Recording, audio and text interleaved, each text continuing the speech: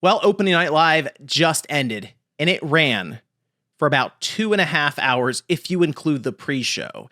And the pre-show, I know people don't necessarily tune into as much because the main show is generally what's advertised. But the pre-show had some fun stuff. There's like He-Man in there, there's a new Bubsy game. But I wanted to go over the main show because it was certainly something. 2 hours of mostly game updates and just a sprinkle of big announcements. But I do wonder if when you pack this many games into a show like this, and a lot of them look the same, if that's actually a good idea overall. But we'll go over that here today. So if you guys enjoyed the video, hit the like button, subscribe if you're new. If you want an entire game-by-game rundown, I'm going to do my best to put that into Newswave tomorrow. I say do my best because there are legitimately a lot of games here, but Jeff is doing that thing where he blends game commercials in with what are viewed as more like announcements for games like this. Whereas before, a couple years ago even, he did break that up to where you knew you were going through a sizzle reel of just commercials and ads. And while we're kind of just watching ads the whole way with these trailers, you kind of get what I'm saying here with that. But still, he did open up with Silksong. You may as well. It's something that people are going to ask about the whole time. And we already know that there will be an event here in 2 days where Team Cherry is going to make the full announcement for it. And then we're going to get an entire story from Jason Schreier as to why it took them like years and years and years after its initial announcement to finally come out. But it is coming out this year. That was reinforced here at the start of the show. So there you go. For all the Hollow Knight Silksong diehards, it's not too much longer. Then they went to Call of Duty Black Ops 7, and I don't really know where Call of Duty is anymore or what it's doing at this point. It doesn't feel like a military shooter anymore, although I guess it hasn't really felt like a quote-unquote military boots-on-the-ground shooter in a while, at least consistently. And Black Ops 7 just looks like they said, whatever, just we're going to get very fantastical with this whole thing. The idea of going between these locations, but they had like Los Angeles, Tokyo, Alaska, they had roads twisting and winding up into the air. It looked crazy. It looked like something out of a dream for a character in Call of Duty. I think that's what they were trying to push towards, this kind of the psyche that you're exploring in the game.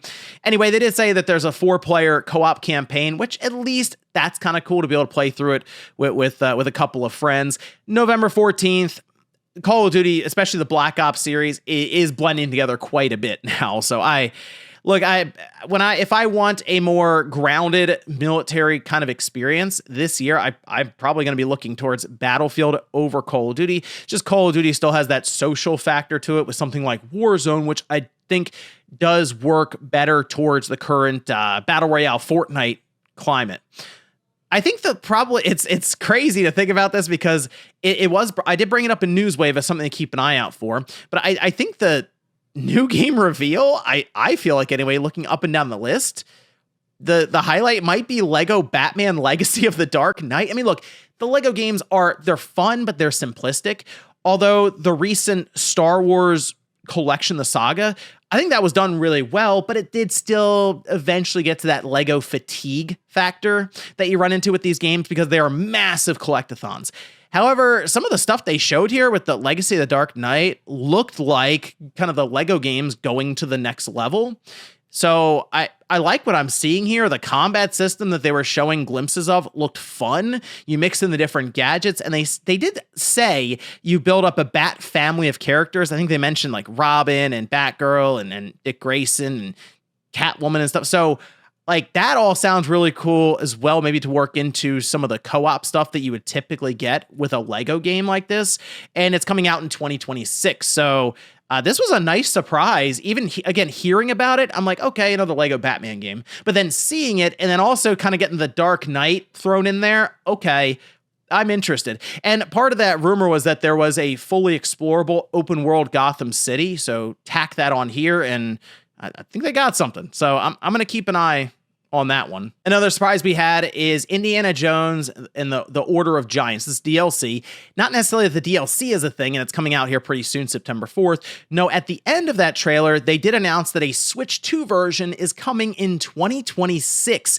So we are starting to see the trickle of Microsoft ports that have been going to PlayStation now also spilling over to the Switch 2. And I mean, that'll be one just to interesting from a technical standpoint, just to see how it performs, how it looks on the Switch 2. I've already played through the game on the Xbox Series X, and I will get to the DLC. It's coming out around a time where a lot of stuff is dropping, and it's on the list to play through before the end of the year. And there's also been some rumors going around, some stuff about another Microsoft game. We'll talk more on that tomorrow in Newswave. Definitely tune in for that, because that's the interesting one to see from a technical side how it does. There was one game that I wanted to point out, because I think it was it was an interesting reveal. It was a very quiet reveal, I feel like, because it got kind of blended in. And again, that's an issue with this whole show that we'll get to here in a minute, but it's sort of just kind of blended into other games around it. And this is Unbeatable. Now, initially I saw it and I said, oh, that looks interesting. Went back and watched it again, and it's almost like this action rhythm style game. Has a ton of style, leans into kind of like the anime style a bit, kind of. And I don't know, they showed elements of you running around and I guess just like fighting and stuff, but then also it would go over to what looked like a guitar battle with like rhythm elements where you're pressing buttons as stuff was flying across the screen. It's coming out November 6th, so that's one I will be keeping an eye on here. They showed Ninja Gaiden 4. I'm already kind of sold on that game. I don't really need to see more of that. This is just an update. Every time they show it, it looks faster and faster. I feel like this definitely appears to be the fastest Ninja Gaiden game sort of in this 3D era that we've seen. And it has that Platinum Games flair to it with some of the, we'll say, dramatic elements and camera angles and stuff in the game.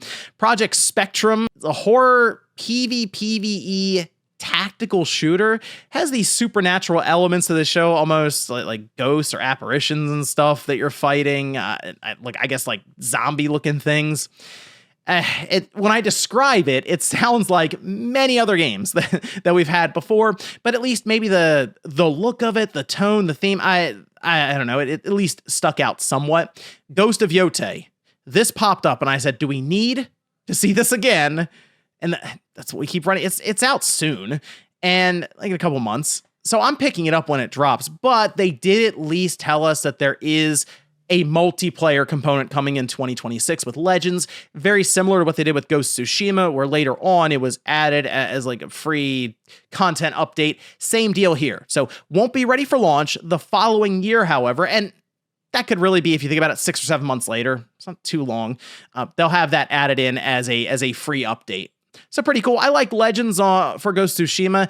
It was built out more than I thought it would be, but it wasn't like crazy built out to where it felt like it could be its own full-on game necessarily. So I'm curious how they build on it more with Ghost of Yotei, especially since Ghost of Yotei is a bit more focused, as you can just kind of be everything without having to choose between being a samurai or a ghost. So maybe that'll lead to things being a bit more straightforward and even more customizable to a degree in the multiplayer. Resident Evil Requiem was one of the closeouts, which the other one we'll get to here soon. But initially I thought this was going to be the closeout, and they showed gameplay for it. It looks great. I mean, the game does.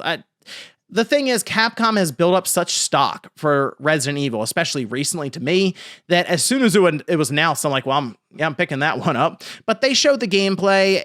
The lighting especially looked great because it seemed to really present these tense and scary moments, as the idea with Grace is she's not this military trained soldier or something. So just seeing what happened here in the trailer, I mean, she was struggling, right? I'd tell her, breathe in, breathe out, calm down, having like a panic attack there.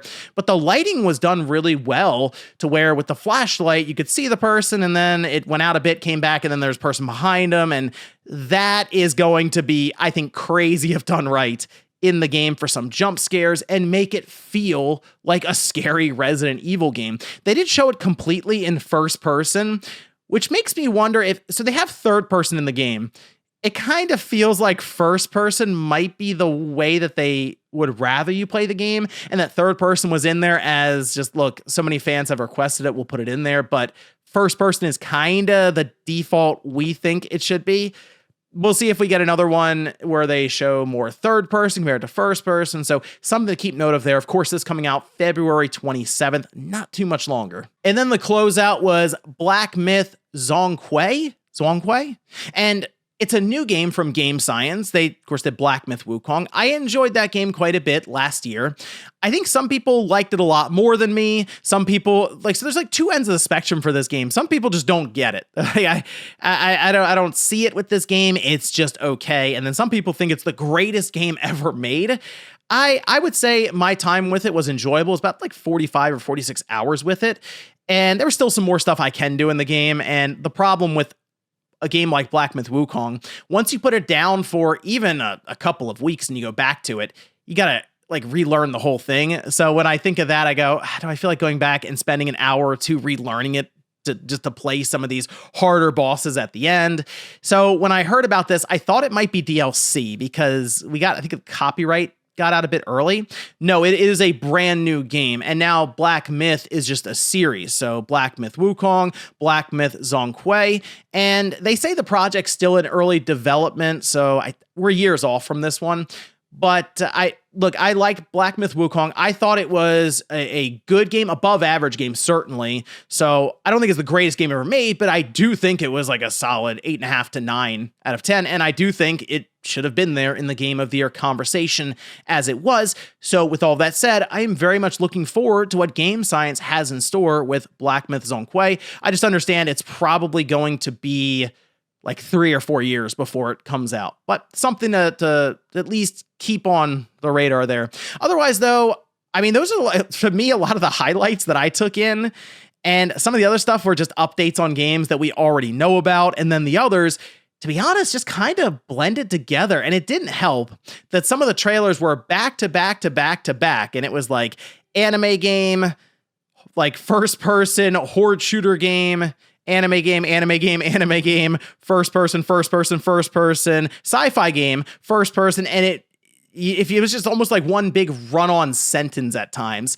And part of that, I understand, is Jeff is getting money for a lot of these things to be showcased on this big stage where a ton of people are watching, and Gamescom does have many of these games there in attendance. So just trying to jam them all into a 2-hour time period, which you feel like 2 hours is a while, but then you see them spend quite a bit of time on Fallout Season 2, which I don't have any issues with Fallout. I like Season 1, but it's like, wow, this was like a 12 or 13 minute segment for Fallout. It kept going.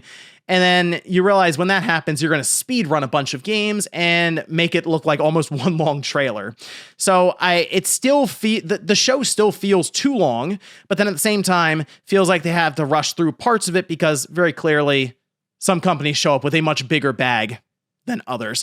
But for me, going into Gamescom, I expected a lot of updates on games that we already knew about. And yes, I was hoping for maybe one or two other big reveals. But for the most part, it kind of went how I expected, with a lot of downtime for some of it, where I'm sure people were kind of getting fatigued or kind of losing track of it a bit. And then you get some of the high notes like Lego Batman and Resident Evil, and then Black Myth and a few others. But let me know what you guys thought about this show down below, and I'm gonna have a poll up soon where you can leave your rating or your grade in terms of in terms of like letter grade. I'll give my thought on it tomorrow in Newswave when we go over the poll. Thank you so much for watching, and I'll see you next time.